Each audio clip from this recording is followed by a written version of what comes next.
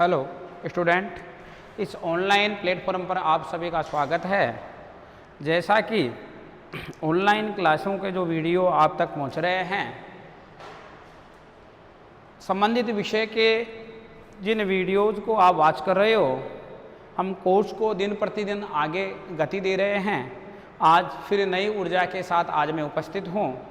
हम इससे पहले विश्व का जो प्रादेशिक भूगोल है, उस विश्व के प्रादेशिक भूगोल में हमारा जो पहला यूनिट चल रहा था, यानी यूरोप और एशिया यूरेशिया वाला, तो हम एशिया महाद्वीप का सामान्य परिचय पढ़े थे।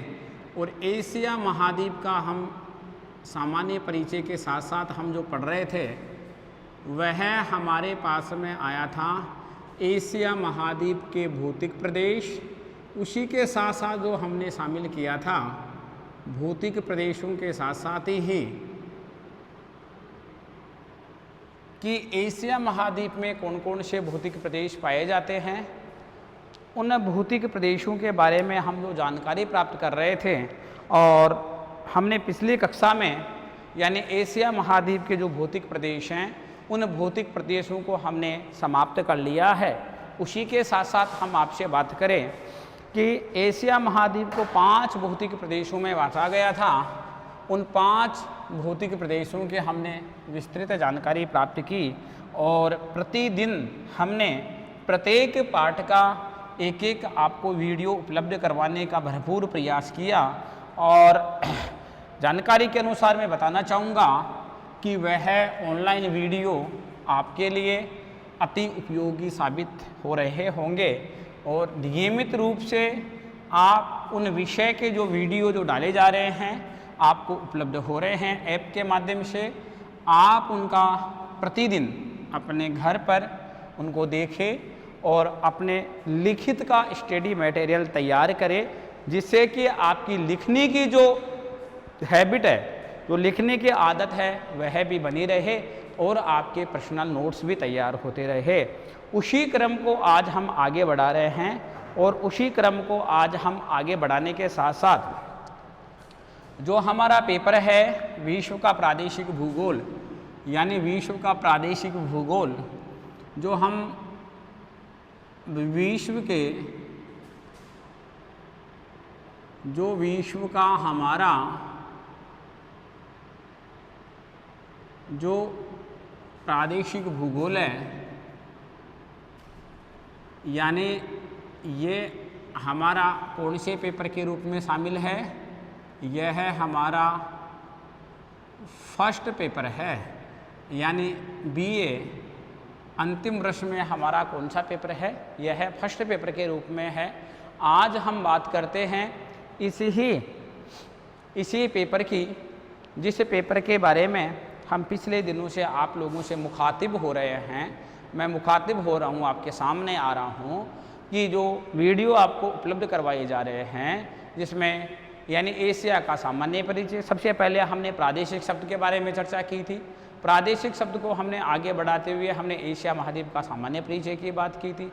उसी के साथ साथ फिर हमने एशिया के भौतिक प्रदेशों की चर्चा की थी। एशिया के भौतिक प्रदेशों की चर्चा करने के साथ साथ आज हम जहाँ पर पहुँचे हैं वह हमारा आज का बिंदु है एशिया में अपवाह।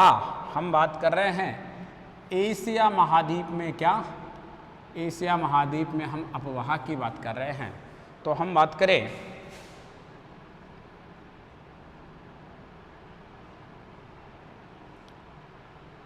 एशिया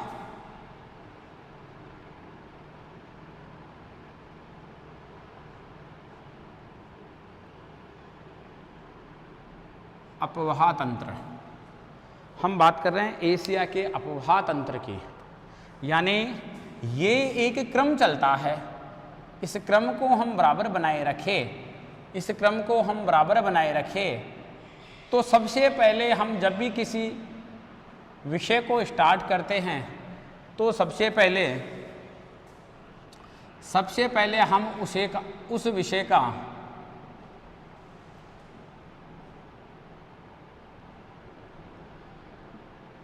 सबसे पहले हम उस विषय का सामान्य परिचय पढ़ते हैं सामान्य परिचय पढ़ने के बाद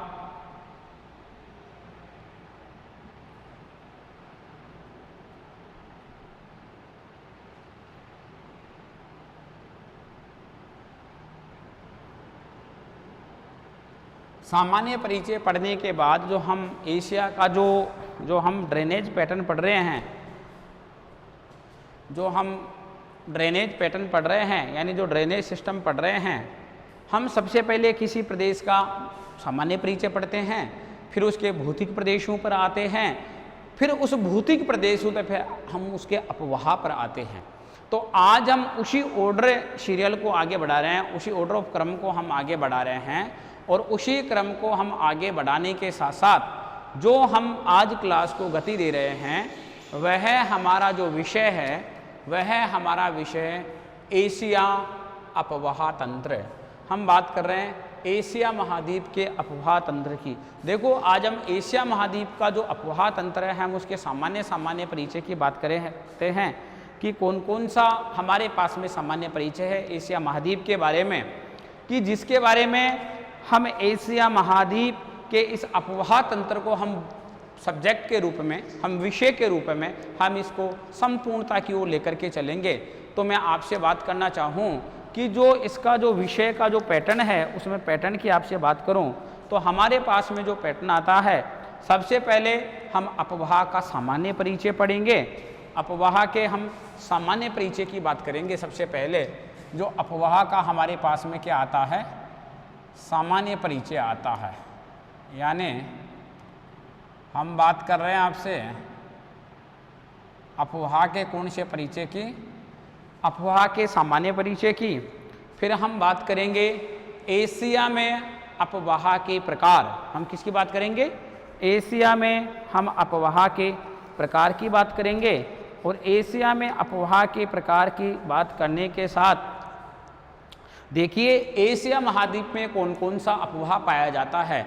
तो हम ये बात करें कि एशिया महाद्वीप के कितनी और महासागर या सागर हैं, तो हम सबसे पहले उत्तर में चलते हैं एशिया के, जिसका सामान्य परिचय हम पिछले कक्षाओं में पढ़ चुके हैं। यदि हम एशिया महाद्वीप के सामान्य परिचय की बात करें तो उत्तर में एशिया महाद्वीप के आर्कटिक महासागर या उत्तरी ध्रुव महासागर है। यदि एशिया महाद्वीप के हम पूर्व में चलते हैं, एशिया महाद्वीप के पूर्व में चलते हैं तो प्रशांत महासागर है। यदि एशिया महासागर के हम दक्षिण में चलते हैं तो हिंद महासागर है। अर्थात मैं ये कह सकता हूँ कि जो एशिया महाद्वीप है, इस एशिया महाद्वीप की मैं बात करूँ और इसी एशिया महाद्वीप के मैं अगले अपवाह के क्रम को आपसे बढ़ाता हूँ तो मेरे पास में आता है आंतरिक अपवाह का क्षेत्र। आंतरिक अपवाह क्षेत्र जहाँ पर नदियों का उद्गम तो दिखाई देता है लेकिन उन नदियों का विलीनीकरण दिखाई नहीं देता है। जिस स्थान पर नदियों का विलीनीकरण नहीं दिखाई देता है, इस प्रकार के अपवाह के क्रम को हम आंतरिक अपवाह के नाम से संबोधित करते हैं। इसके बाद में जो यहाँ का अंतिम अपवाह का प्रकार आता है उसको कहते हैं मेडिटेरियन ड्रेनेज, यानी भूमध्य सागरीय अपवाह। हम उसको भूमध्य सागरीय अपवाह के नाम से जानते हैं। तो हम सबसे पहले सामान्य परिचय पर आएंगे कि अपवाह का सामान्य परिचय क्या होता है, क्या अपवाह कहते किसको हैं, अपवाह किसको कहते हैं, और कहने के साथ साथ उसकी परिभाषा को जैसे ही हम आपके सामने प्रस्तुत करेंगे तो क्या कुछ विद्वानों ने भी एशिया महाद्वीप के अपवाह के बारे में अपने कोई लॉजिकल कोई टिप्पणियां की हैं क्या, उसी के साथ साथ हम आपसे बात करें कि एशिया महाद्वीप के जो अपवाह तंत्र का जो सामान्य परिचय है, इस अपवाह से क्या एशिया महाद्वीप का जो हमने पढ़ा कि मध्यवर्ती जो पर्वत पठारी क्रम था, इसके अलावा हम बात किया उत्तर की जो साइबेरियाई जो निचली जो निम्न भूमि थी, इसके अलावा हम बात कर रहे थे द्वीप समूह मालाएं थी, प्रायद्वीपीय पठार था। यानी हम इन भौतिक प्रदेशों की जो बात की आपसे, इन भौतिक प्रदेशों के साथ साथ क्या उन भौतिक प्रदेशों का, क्या उन फिजिकल डिविजन्स का, क्या एशिया के अपवाह पर प्रभाव पड़ता है, क्या एशिया के उस अपवाह तंत्र पर, उस ड्रेनेज पर प्रभाव पड़ रहा है, और प्रभाव पड़ रहा है तो किस प्रकार से उसका प्रभाव पड़ता है, क्या उससे एशिया महाद्वीप का अफवाह तंत्र प्रभावित हुआ है, और यदि एशिया महाद्वीप का अफवाह तंत्र उससे प्रभावित हुआ है तो किस प्रकार से उन भौतिक प्रदेशों ने, उन फिजियोग्राफिक डिविजन्स ने एशिया महाद्वीप के अफवाह तंत्र को प्रभावित किया है। हम उसकी चर्चा आज आपसे हम करने जा रहे हैं कि सबसे पहले हम सामान्य परिचय पर आते हैं। जो एशिया महाद्वीप का जो सामान्य परिचय है हम उसकी बात करते हैं। अफवाह अथवा जल प्रवाह के अंतर्गत मैं सबसे पहले बात करूं अफवाह की, मैं हेडिंग डालता हूं सामान्य परिचय में, यहाँ पर अफवाह,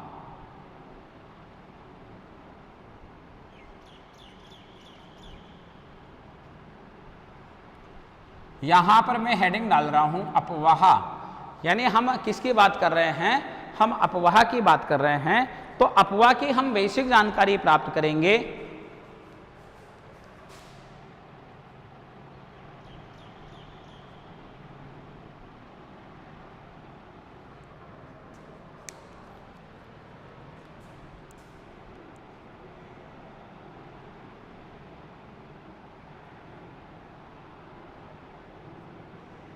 अफवाह अथवा जल प्रवाह के अंतर्गत, जल प्रवाह के अफवाह अथवा जल प्रवाह के अंतर्गत हम बात कर रहे हैं अफवाह की। तो अफवाह अथवा जल प्रवाह के अंतर्गत नदियों अथवा बहते हुए जल को, नदियों अथवा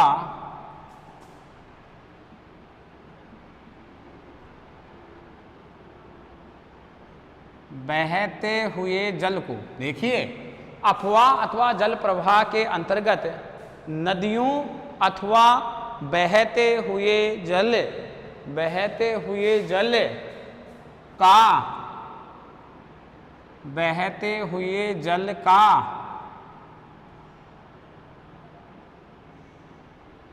अध्ययन किया जाता है। देखिए आप, हम बात कर रहे हैं आपसे अफवाह, तो अफवाह होता क्या है उसकी बात करें, जिसको ड्रेनेज भी कह रहे हो आप, यानी एशिया में ड्रेनेज हम पैटर्न की बात कर रहे हैं। तो हम ड्रेनेज पैटर्न की एशिया में बात करते हैं। तो अफवाह हम किसको कहते हैं, अफवाह यानी अफवाह के अंतर्गत हम जिसको शामिल कर रहे हैं, अफवाह अथवा जल प्रवाह के अंतर्गत नदियों अथवा बहते हुए जल को हम क्या करते हैं, शामिल करते हैं। मुख्य रूप से हम आपसे बात करें तो हम इसके अंतर्गत एक तो किसको शामिल करेंगे, एक तो हम आपसे शामिल करेंगे किसको, नदियों को।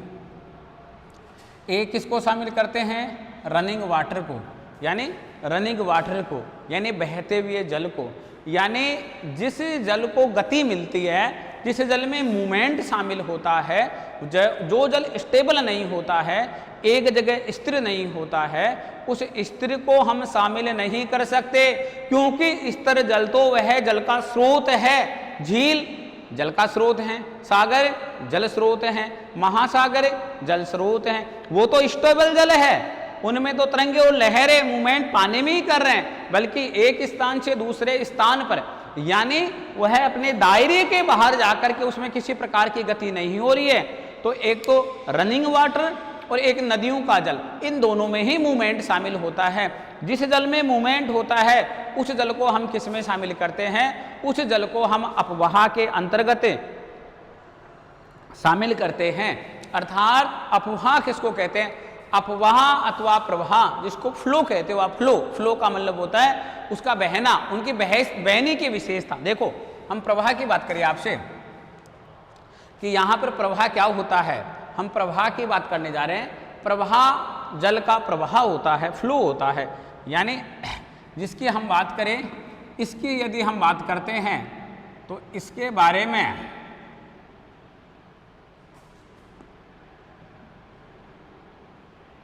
यानी ये क्या होता है, ये वाटर फ्लो होता है, यानी ये जल का बहाव होता है, जिसको हम ये कह सकते हैं कि जल के पास में कौन सी विशेषता होती है, जल के पास में बहने की विशेषता होती है। यानी जल जो अपने पास में जो विशेषता रखता है वो बहने की फ्लो की विशेषता रखता है। यदि जल में यदि स्थितिक स्थिति आ जाती है, यदि जल एक स्थान पर ही स्टेबल रहता है और वो किसी प्रकार की गति नहीं करता है, किसी प्रकार का मूवमेंट नहीं करता है, तो हम उस जल के उस मूवमेंट को हम अपवाह में या ड्रेनेज में शामिल नहीं कर सकते हैं। तो हमारे पास में जो अपवाह का जो सामान्य अर्थ आता है सामान्य परिचय में, कि अपवाह अथवा जल प्रवाह के अंतर्गत नदियों और बहते हुए जल का अध्ययन, बहते हुए जल का अध्ययन किया जाता है, बहते हुए जल का अध्ययन किया जाता है। यानी किसके अंतर्गत किया जाता है, अपवाह के अंतर्गत किया जाता है, कि ऐसी प्रक्रिया जिसमें जल के पास में क्या होती है, जल के पास में गति होती है।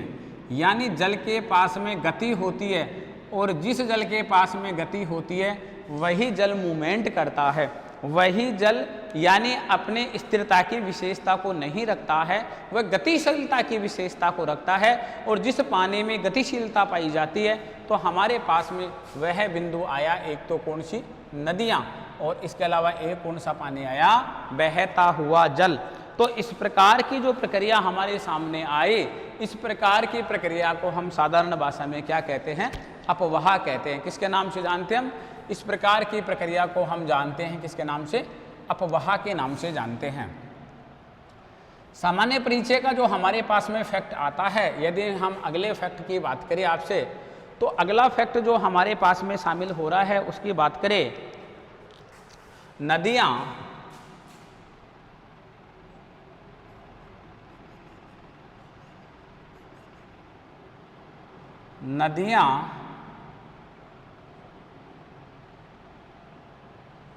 किसी देश, कौन, नदियाँ किसी देश अथवा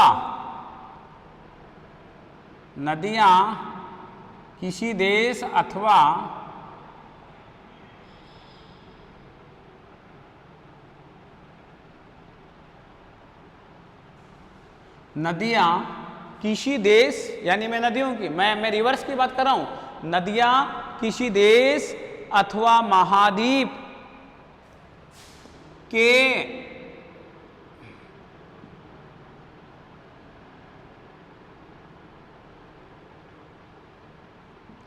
विकास में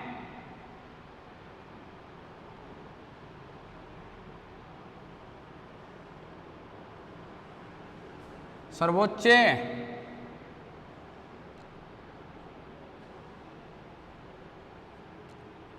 सहायक होती हैं, सर्वोच्च सहायक होती हैं। नदियाँ किसी देश अथवा महाद्वीप के विकास में सर्वोच्च सहायक होती हैं।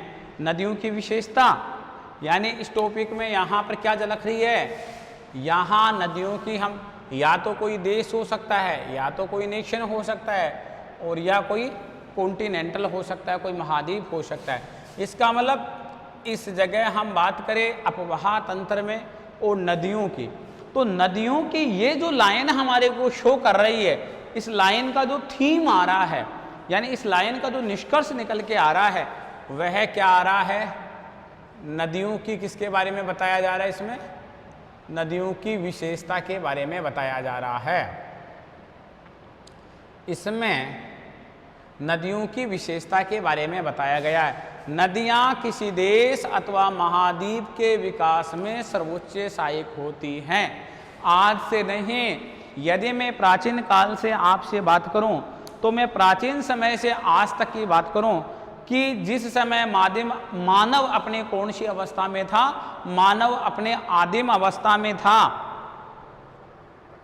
उसी समय से मैं आपसे बात करूं कि मानव के पास में कोई व्यवस्थित परिवहन की विधाएं नहीं थी, परिवहन का प्रकार नहीं था, तो मानव उस आदिम अवस्था में अपने परिवहन की आवश्यकता को पूरा करने के लिए मानव ने क्या किया, मानव एक स्थान से दूसरे स्थान पर यानी बाई फुट पैदल ही गमन करता था, लेकिन मानव तो एक स्थान से दूसरे स्थान पर 22 फुट पहुंच सकता था, लेकिन मानव के साथ जो लगेज था, मानव की जो मूलभूत आवश्यकताओं का जो सामान था, वस्तुएं थी, उसका वह ढोना नहीं कर सकता, उसको नहीं ढो सकता था वो, क्योंकि वह पार्थिव होती थी। पार्थिव का मतलब वो वेटफुल होती थी, वो वजनदार होती थी। तो मानव के दिमाग में ऐसी सूझ आई कि मैं किस प्रकार की ऐसी व्यवस्था करूं कि जिसके माध्यम से मेरे साथ जो मेरी आवश्यकता की वस्तुएं हैं, ये वस्तुएं भी मेरे साथ पहुंच सके। तो कैसे पहुंच सकती थी? तो उन्होंने सबसे पहले जो अपनी प्राथमिक आवश्यकता में शामिल किया था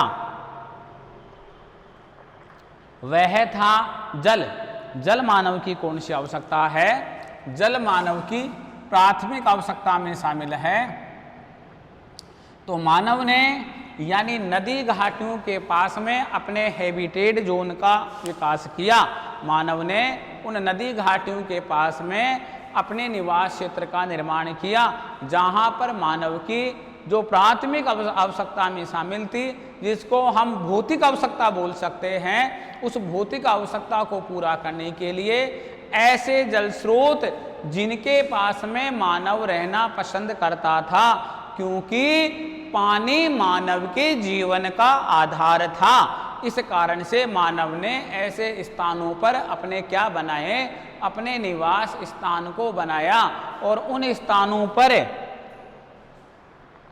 जब मानव ने निवास स्थान को बनाया तो वहां पर हम बात करें, मानव धीरे धीरे अपने उन वस्तुओं को लेकर के जाने के लिए यानी उन जल स्रोतों में जो नदियां थी, जो जल स्रोत का जो नदियां माध्यम थी, उनका सहारा लिया।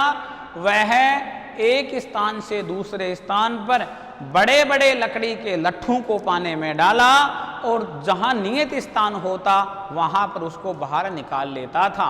अर्थात कि नदियां किसी देश अथवा किसी महाद्वीप के विकास में सर्वोच्च सहायक होती हैं। यानी सहायक का मतलब कि जितना मानव के उन्नति में नदियों ने प्रारंभिक काल से वर्तमान काल तक यानी जितना यानी मानव के विकास में या मानव की सर्वोच्चता में नदियों ने योगदान दिया है, शायद उतना प्रारंभिक योगदान किसी भी ऐसे जो मानव की आवश्यकता की पूर्ति करने वाली जो वस्तु थी उतना योगदान नहीं दिया है। तो हम ये कह सकते हैं कि नदियां किसी देश अथवा महाद्वीप के विकास में क्या होती हैं? सर्वोच्चता पर रखी जाती हैं, यानी पीक पर रखी जाती हैं। उनके बिना मानव के जीवन का विकास को हम गति नहीं दे सकते हैं।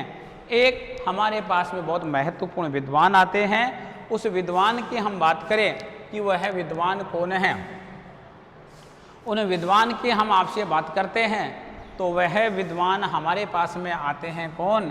प्रोफेसर क्रेषी महोदय।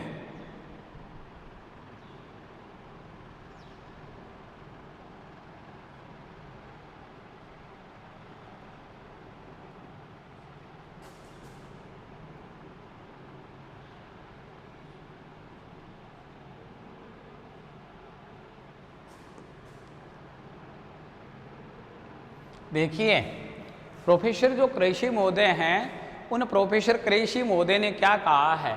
हम क्रेषी महोदय के अनुसार इन डाटाओं का हम वर्णन करते हैं। एशिया में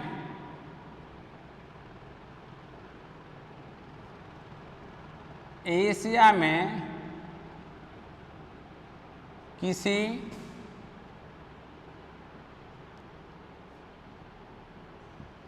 बड़ी नदी का एशिया में किसी बड़ी नदी का अभाव है। ये कौन कह रहे हैं? ये कह रहे हैं प्रोफेसर क्रेषी महोदय के अनुसार एशिया में किसी बड़ी या विशाल नदी का अभाव है, जबकि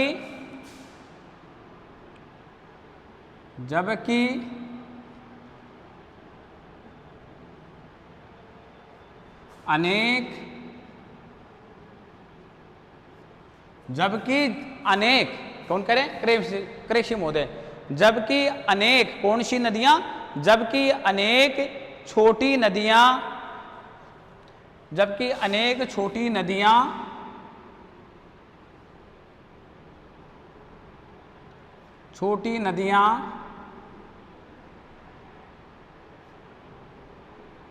एशिया के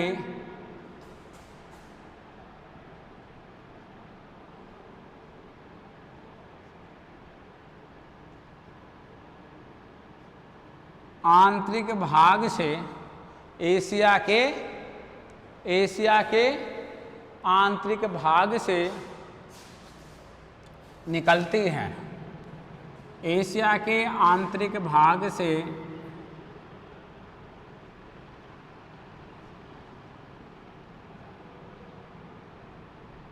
एशिया के आंतरिक भाग से निकलती हैं। इस प्रकार की जो डेफिनेशन देने वाले हैं उन प्रोफेसर महोदय का नाम है प्रोफेसर कृषि महोदय।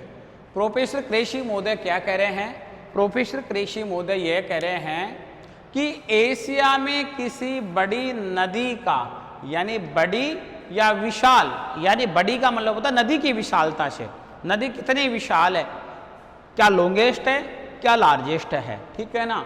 एशिया में किसी बड़ी नदी का अभाव है, जबकि अनेक छोटी नदियां एशिया के आंतरिक भाग से निकलती हैं। आंतरिक भाग का मतलब एशिया के मध्यवर्ती भाग से। देखिए आप यहाँ पर मैंने एक शब्द लिखा है आंतरिक भाग। कौन सा भाग लिखा है मैंने यहाँ पर लिखा है आंतरिक भाग।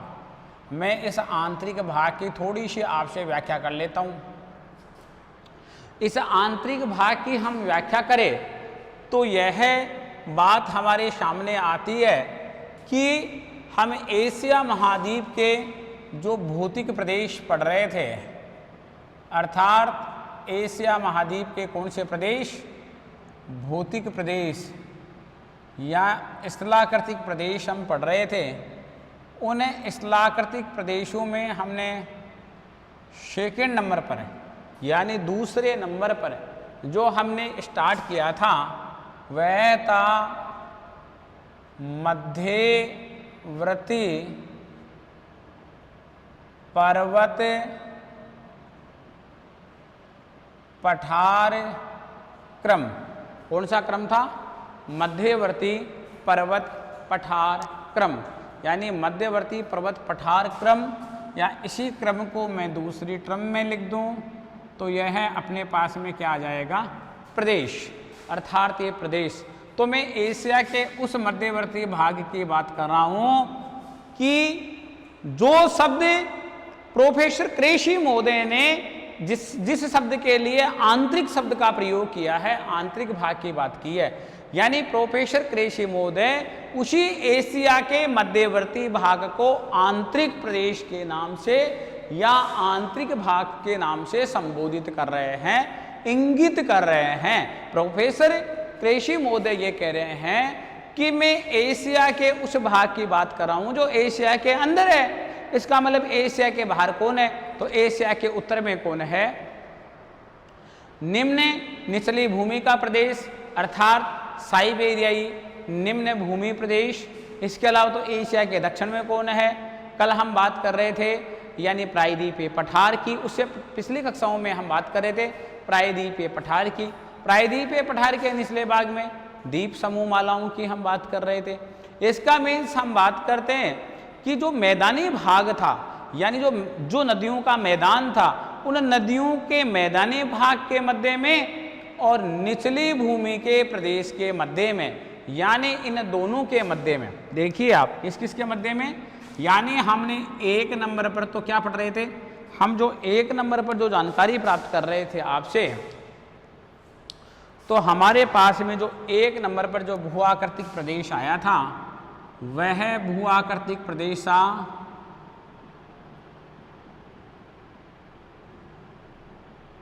साइबेरियाई निम्न भूमि प्रदेश। 2 नंबर पर जो हम पढ़ रहे थे वह पढ़ रहे थे मध्यवर्ती पर्वत पठारी प्रदेश। जो हम 3 नंबर पर पढ़ रहे थे, तो 3 जो नंबर पर हमारे पास में आ रहा था वह आ रहा था रिवर बेसिन्स, नदियों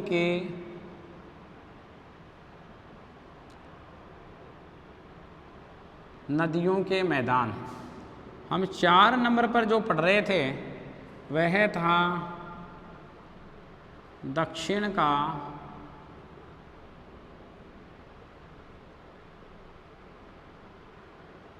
प्रायद्वीपीय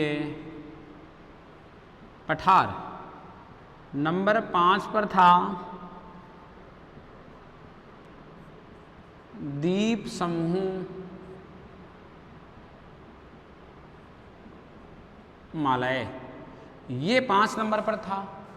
तो जो प्रोफेसर कृषि महोदय बात कर रहे हैं, हम व्याख्या कर रहे हैं अफवाह की, तो हमारे पास में जो कृषि महोदय ने जो एशिया महाद्वीप की बड़ी नदियों का तो अभाव बताया है एशिया महाद्वीप में, लेकिन उन्होंने ये कहा है जबकि अनेक छोटी नदियां एशिया के आंतरिक भाग से निकलती हैं। एशिया के कौन से भाग से? एशिया के आंतरिक भाग से निकलती हैं। तो ये प्रोफेसर कृषि महोदय इस आंतरिक शब्द, वह आंतरिक शब्द की बात कर रहे हैं जो हमने एशिया महाद्वीप के भौतिक प्रदेशों के अंतर्गत हमने कहां पर पढ़ा था? मध्यवर्ती पर्वत पठारी प्रदेश या क्रम पढ़ा था।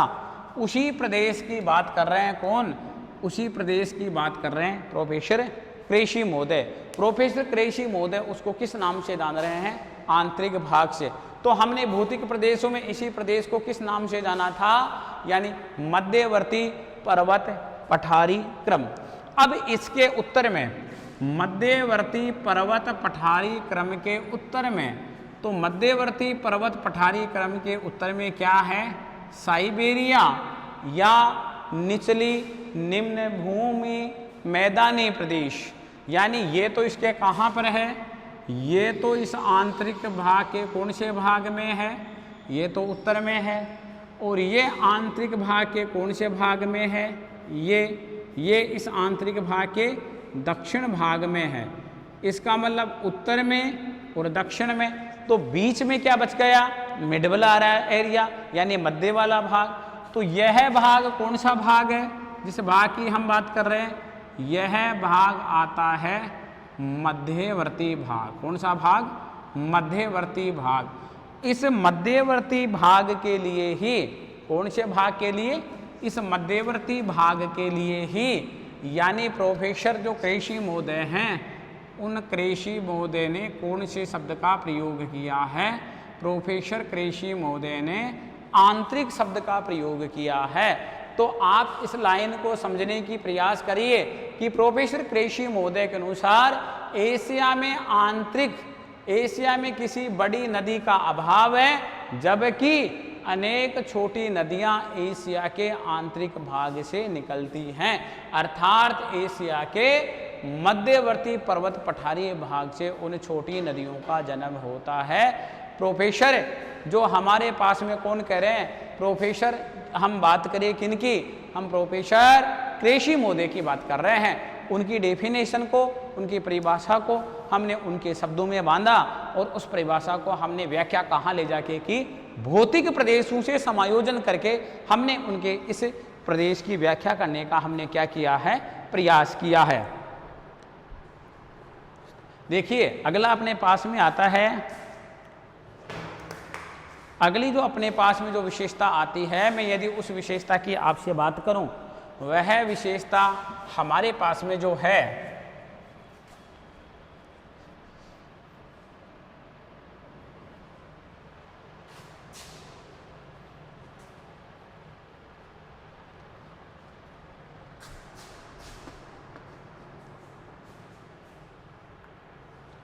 एशिया महाद्वीप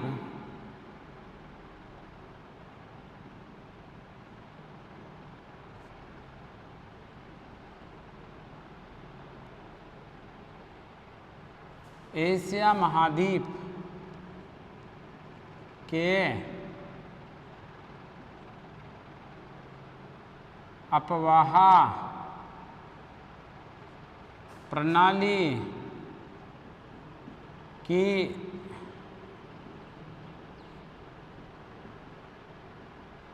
प्रमुख विशेषता एशिया महाद्वीप की अफवाह प्रणाली की या के अफवाह प्रणाली की जो प्रमुख विशेषता है, उच्च एवं विशेषता है, उच्च यानी जो एशिया महाद्वीप की जो अफवाह प्रणाली है, इस अफवाह प्रणाली की हम साइलेंट फर्दस यानी विशेषता की हम आपसे बात कर रहे हैं। उच्च एवं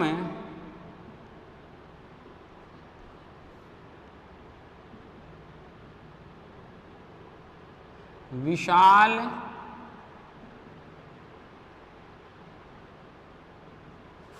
पर्वतीय उच्च एवं विशाल पर्वतीय श्रेणियों से उच्च और कौन सी उच्च एवं विशाल पर्वतीय श्रेणियों से उच्च एवं विशाल पर्वतीय श्रेणियों से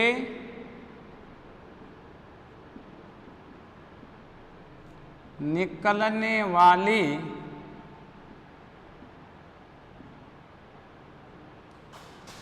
नदियों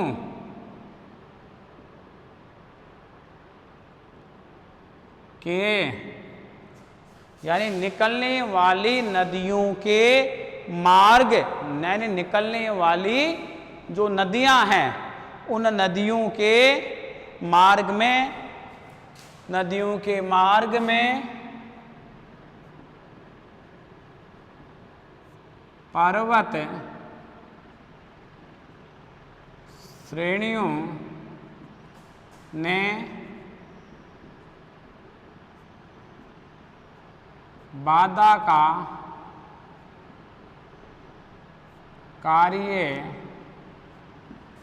नहीं किया है। देखिए आप इस पर विचार करिए। आप एशिया महाद्वीप से जो नदियां निकल रही हैं यानी एशिया महाद्वीप से जो नदियां निकल रही हैं, प्रवेश श्रेणियों ने बाधा का कार्य नहीं किया या बाधा रूप में नहीं है। आप इसको ऐसे भी लिख सकते हो, पर्वत श्रेणियां ने बाधा का कार्य नहीं किया या बाधा रूप में नहीं है, एक ही बात है। एशिया महाद्वीप के अफवाह प्रणाली की प्रमुख विशेषता है उच्च एवं विशाल पर्वतीय श्रेणियों से। कौन सी पर्वत श्रेणियां? उच्च एवं विशाल पर्वतीय श्रेणियों से, यानी में कुछ पर्वत श्रेणियां जो हमने दूसरे क्रम के हमने प्रदेश में पढ़ी थी, उनमें पर्वत श्रेणियों की बात कर लो कि वो कौन कौन सी पर्वत श्रेणियां हैं जो उच्च हैं और विशाल हैं। यानी यहाँ पर मैं आपसे बात करूं, मैं ये नोट में बात कर रहा हूँ, मैं उन पर्वत श्रेणियों की बात कर रहा हूँ जहाँ से किसका जन्म हो रहा है? नदियों का जन्म होता है, ठीक है ना। तो उसकी हम बात करें, जैसे हम बात करते हैं हिंदू कुश श्रेणी, बात करें एलब्रुज श्रेणी, एलब्रुज के अलावा हम बात करें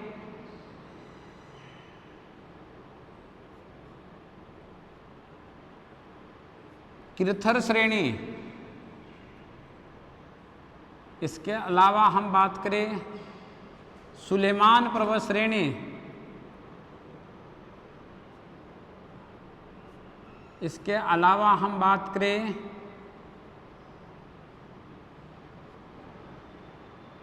जिग्रोस श्रेणी,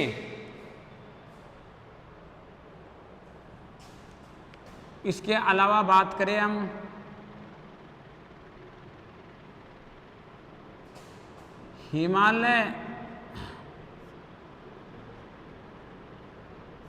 पर्वत श्रेणी।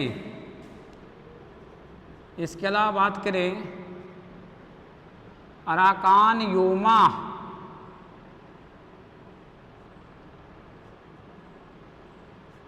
अराकान योमा श्रेणी, पीगुयोमा, पीगुयोमा श्रेणी। देखो हिंदुकुश श्रेणी, एल्ब्रूस श्रेणी, कीर्थस श्रेणी, सुलेमान श्रेणी, जेग्रोस श्रेणी, हिमालय श्रेणी, अराकानयोमा श्रेणी, पीगुयोमा श्रेणी।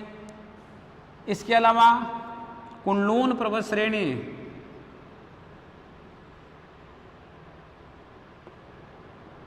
कुनलून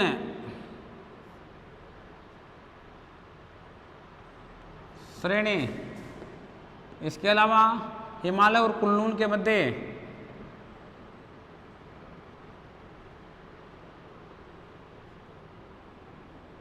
काराकोरम श्रेणी। इसके अलावा हम बात करें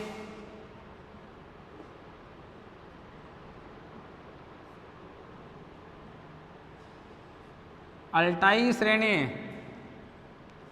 इसके अलावा हम बात करें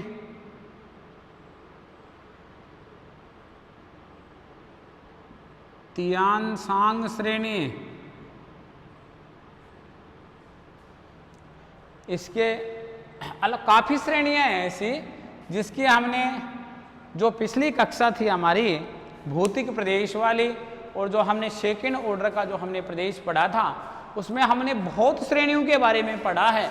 मैंने तो एशिया के ड्रेनेज का यहाँ पर व्याख्या करने के लिए आपके पास में मात्र ये लिखा है ना, उच्च एवं विशाल पर्वतीय श्रेणियां, तो कुछ एग्जाम्पल के तौर पर इन श्रेणियों को यहाँ पेश किया है मैंने, जिसके माध्यम से आप ये समझ सको कि कौन सी पर्वत श्रेणियां हैं जहाँ से नदियों का क्रम निकलता, जहाँ पर नदियाँ निकलती हैं, उनकी मैंने आपसे बात की है कि एशिया महाद्वीप के अपवाह प्रणाली की प्रमुख विशेषता है कि उच्च एवं विशाल पर्वतीय श्रेणियों से निकलने वाली नदियों के मार्ग में पर्वत श्रेणियों ने बाधा का कार्य नहीं किया है। आज हम दुनिया की सबसे ऊंचे पीक की बात करें तो दुनिया का हमारे पास में जो सबसे ऊंचा जो पीक आता है उस पीक की हम बात करते हैं, कौन सा? वह पीक आता है माउंट एवरेस्ट, जिसकी ऊंचाई 8,848 मीटर है। यदि हम उस पीक की बात करते हैं, इसका मतलब हिमालय से काफ़ी नदियों का जन्म होता है।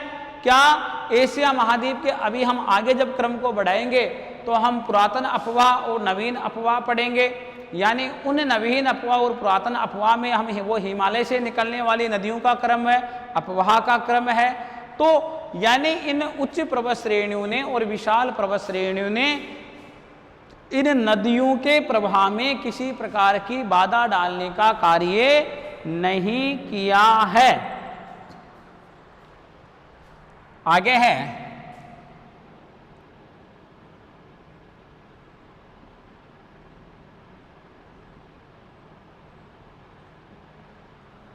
सामान्यतः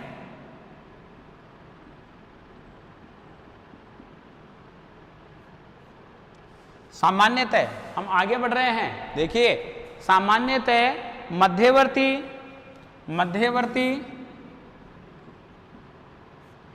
पर्वत श्रेणियों से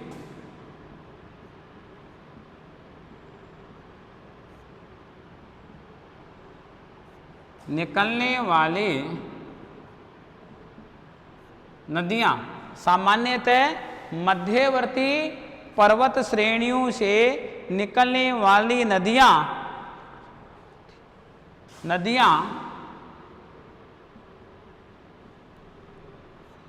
पर्वतीय ढालों के अनुसार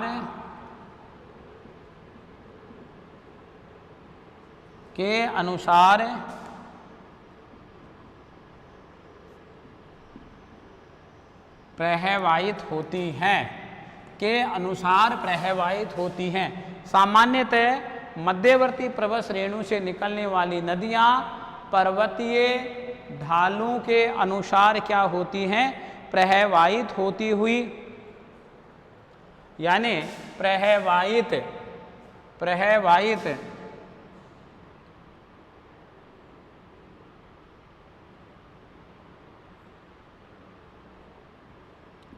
होती हुई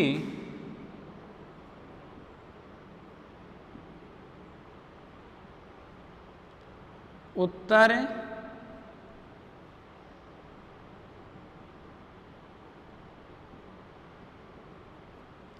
दक्षिण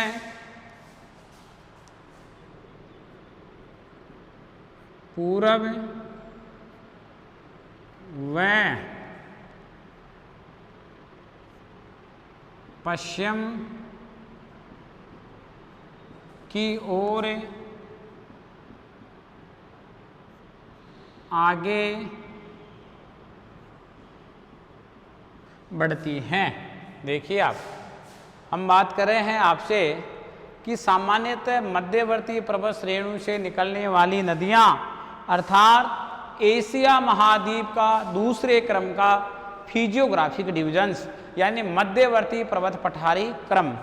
सामान्यतः मध्यवर्ती पर्वत श्रेणियों से निकलने वाली नदियां पर्वतीय ढालों के अनुसार प्रवाहित होती हैं। जिधर उस माउंटेन का स्लोप होता है, क्या उसका स्लोप उत्तर में है, क्या उसका स्लोप उत्तर में है, क्या उसका स्लोप दक्षिण में है, क्या उसका स्लोप पूर्व में है, क्या उसका स्लोप पश्चिम में है। यानी मैं डायरेक्शन की बात करूं तो क्या उसका स्लोप उत्तर में है, क्या उसका स्लोप दक्षिण में है, क्या उसका स्लोप पूर्व में है, क्या उसका स्लोप पश्चिम में है। उसका ढाल किधर है, ढाल के अनुरूप ही नदियां प्रवाहित होती हैं। नदियां ढाल का अनुसरण करती हैं, यानी ढाल के अनुसार ही नदियों का पानी आगे गमन करता है, आगे बढ़ता है। तो हम निष्कर्ष तौर पर यह कह सकते हैं कि नदियों का जो पानी होता है वह नदियों का पानी किसका अनुसरण करता है, नदियों का पानी ढाल का अनुसरण करता है, किसी भूभाग के ढाल का अनुसरण करता है।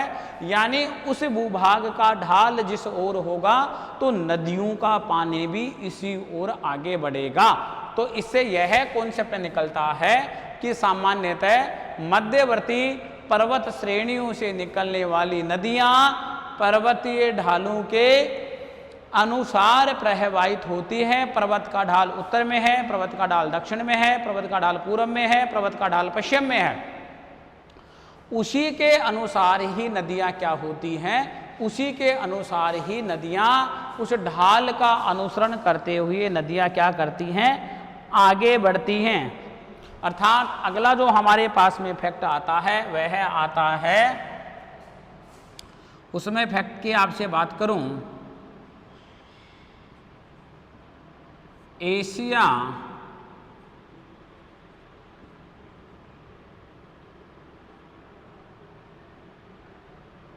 महाद्वीप में दोनों प्रकार का अपवाह पाया जाता है। यानी एशिया महाद्वीप में दोनों प्रकार का क्या पाया जाता है, एशिया महाद्वीप में दोनों प्रकार का अपवाह पाया जाता है। अब वो दो प्रकार का अपवाह कौन सा है, हम उस अपवाह की बात करते हैं कि वो दो प्रकार का अपवाह कौन सा है। नंबर 1 पर जो अपवाह आता है और नंबर 2 पर जो अपवाह आता है। नंबर 1 पर तो अपवाह आता है पुरातन अपवाह और नंबर 2 पर आता है नवीन अपवाह। यानी अपवाह कितने प्रकार का, यानी वह स्थलखंड जो पहले बना वह पुरातन कहलाया, वह स्थलखंड जो बाद में बना वह कौन सा कहलाया? वह नवीन अपवाह कहलाया। कौन सा अपवाह कहलाया? नवीन अपवाह कहलाया। तो हम पुरातन अपवाह की बात करें, जो उत्तर की ओर, तो कौन सा अपवाह है? यानी एशिया महाद्वीप के उत्तर की ओर, उत्तर है, उत्तर की ओर तो कौन सा अपवाह है? पुरातन अपवाह है। और एशिया महाद्वीप के मध्यवर्ती भाग में, जो एशिया महाद्वीप का मध्यवर्ती भाग है, यानी दक्षिणी मध्यवर्ती भाग में, अर्थात मध्यवर्ती जो दक्षिणी भाग है, उसमें कौन सा अपवाह है?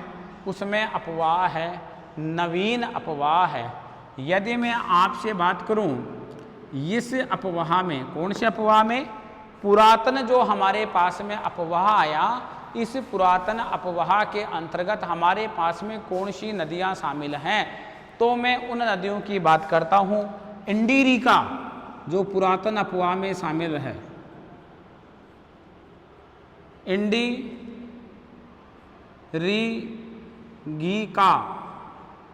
इंडीरिगिका, ओब, येनिशी, व कौन सी नदी? लीना। देखिए, यदि मैं एशिया महाद्वीप के मैं आपसे बात करूं कौन से अपवाह की, मैं पुरातन अपवाह की बात करूं, तो पुरातन अपवाह में जो हमारे पास में शामिल हैं वह शामिल हैं इंडीरिगिका, ओब, इसके अलावा येनिशी और वह कौन सी नदियां शामिल हैं? लीना। ये नदियां हमारे पास में शामिल है। कौन से अपवाह में? जो एशिया महाद्वीप का पुरातन अपवाह है। इस पुरातन अपवाह के अंतर्गत हम इन नदियों को मुख्य रूप से क्या कर सकते हैं? हम शामिल कर सकते हैं, ठीक है ना। इसके अलावा हम बात करें नवीन अपवाह में, तो हम नवीन अपवाह में बात करते हैं चीन का शोक हांग हो, अर्थात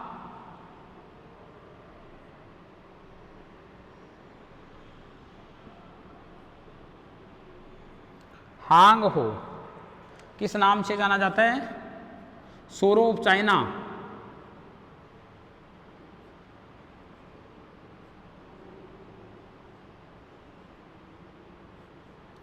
चीन का शोक,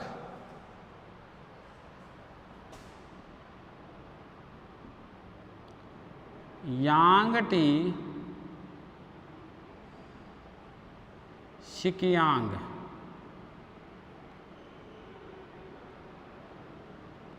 कौन सी नदी? Yangtze शिकियांग, Yangtze शिकियांग। इसके अलावा हमारे पास में आ रही है इसी अपवाह के अंतर्गत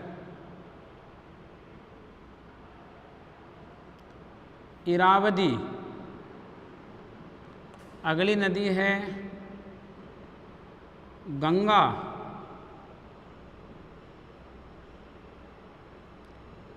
सिंधु, व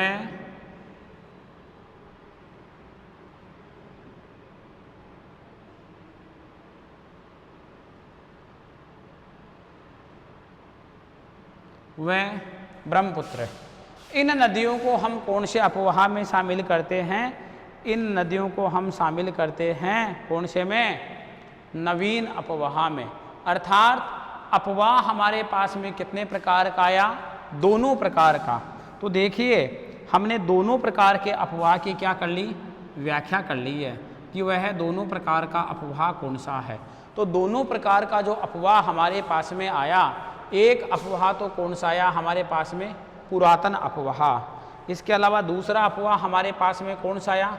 एक तो पुरातन और दूसरा कौन सा आता है? नवीन अपवाह। ऐसे अपवाह यानी जिनकी नदियों का उद्गम प्राचीन भूखंड से होता है, प्राचीन भूखंडों से होता है, इस प्रकार के अपवाह को हमने पुरातन अपवाह कहा। उत्तर में इंडी रीगिका, इसके अलावा ओब, येनिशी व लीना नदी, इनका अपवाह कौन सा कहलाता है? इनका अपवाह पुरातन अपवाह के नाम से जाना जाता है। इसके अलावा बात करें नवीन अपवाह में, यानी जो मध्यवर्ती और दक्षिणी भाग में हांग हो, जिसको क्या कहते हैं? जिसको हम जिसमें हम चीन का उसको क्या कहते हैं? चीन का शो कहते हैं। यांगटी शिकियांग। अगला हमारे पास में आता है यांगटी शिकियांग, इरावदी नदी। अगली नदी हमारे पास में आती है इरावदी नदी, उसके आगे आती है गंगा नदी, ब्रह्मपुत्र नदी और सिंधु नदी। इनका अपवाह तंत्र हमारे पास में कहलाता है नवीनतम अपवाह या नवीन अपवाह। तो हम एशिया महाद्वीप के अपवाह को कितने भागों में बांट सकते हैं? हम एशिया महाद्वीप के अपवाह को 2 भागों में हम क्या कर सकते हैं? उसका हम विभाजित कर सकते हैं। देखो एक रोचक तथ्य देखो आप, क्या रोचक तथ्य है उसकी हम बात कर लेते हैं। एक रोचक तथ्य,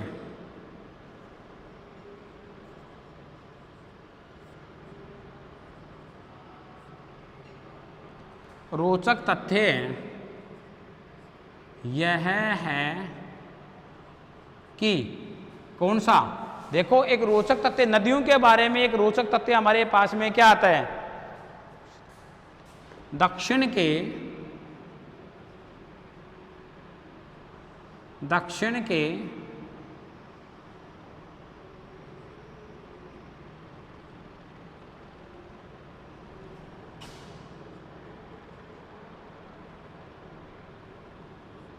प्राचीनतम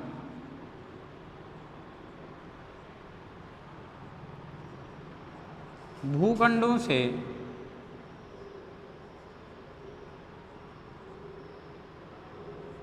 दक्षिण के प्राचीनतम, कौन से?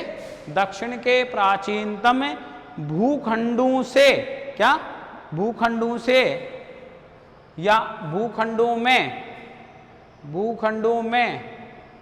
या भूखंडों से निकलने वाली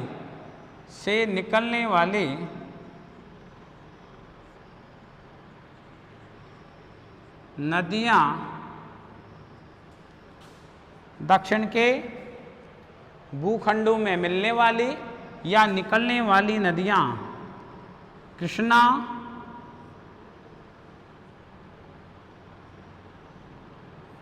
कावेरी,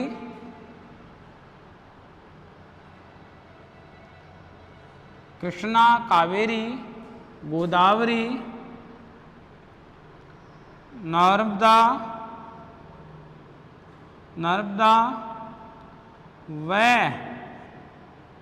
व यानी कृष्णा, कावेरी, नर्मदा, गोदावरी व तापी नदियों ने अपनी घाटियों को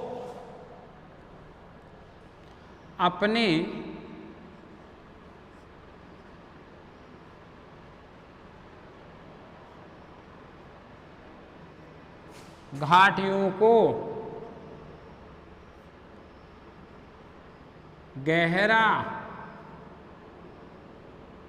किया है। अपने घाटियों को, ये बिंदु थोड़ा सा मैं इसको नज़दीक लिख देता हूँ। अपनी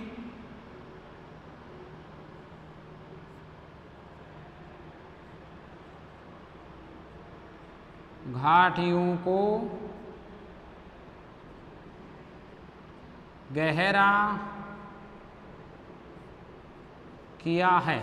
देखिए आप, यानी रोचक तथ्य देखिए, हम बात करते हैं दक्षिण के भूखंड से, कौन से भूखंड से? दक्षिण के भूखंड से निकलने वाली नदियां, अर्थात प्रायद्वीपीय पठार से निकलने, कौन से पठार से निकलने वाली?